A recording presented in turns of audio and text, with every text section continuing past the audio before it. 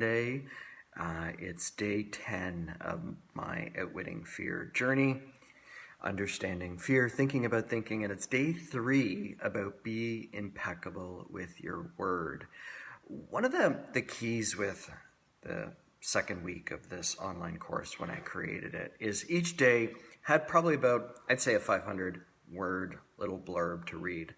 And this one, it starts off very specifically, and I want to read it, and my notes are behind me. It says, to live with existing fears in your mind doesn't fall into the category of being impeccable. To live with existing fears in your mind doesn't fall into the category of being impeccable. I always found that line when I wrote it way back when to be fairly fascinating if you think about it. Because, so we live in this world. We live in this world where we're surrounded by fears and anxieties, brokenness, hurt, pain.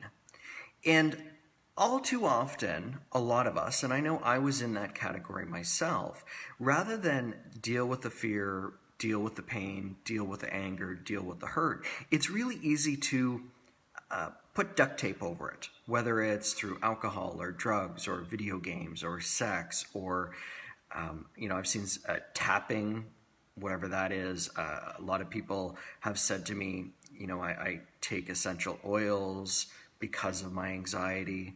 But the real key of this lesson was, instead of allowing the fear, the anxiety, the pain to occupy precious space in your mind, it really is that invitation to step aside.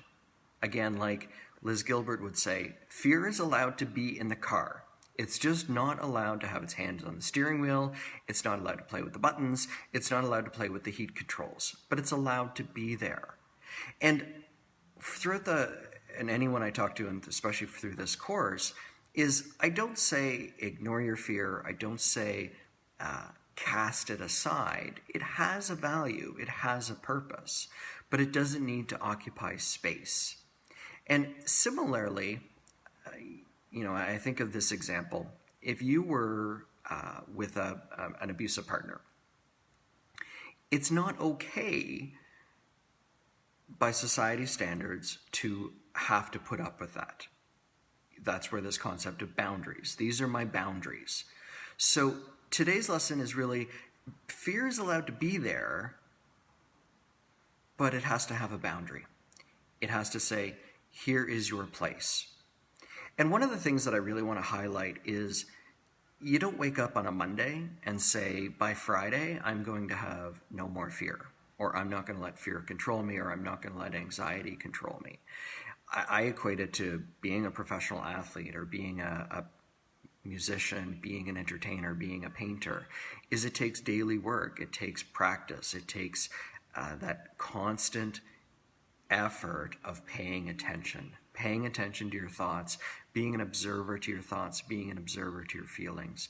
And when you have that ability to be an observer, it really helps you to dive in and understand yourself more. And the more that you understand yourself, you also come to understand others. So as we continue on being impeccable with your word, I really encourage you, just once today, if you say something, if you think something, if you feel something, take that opportunity to really ask yourself, where did that come from? What is it going to serve me? If it's not going to serve me, do I have to carry it with me? And you'll be amazed that once you start to do it with one aspect of your life, you'll start to do it with all things. So I know today, I think, is the second last day of the month. And for a lot of you, if you've lost your jobs or income insecurity and the mortgage is due on the 1st, which I guess would be Wednesday, or the rent, these are trying times.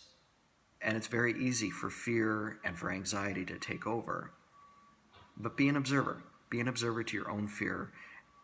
And once you become an observer to your own fear, it starts to lose its control over you. And when fear doesn't have any control over you, you gain all your control back. So with that, I hope you enjoy the rest of your day.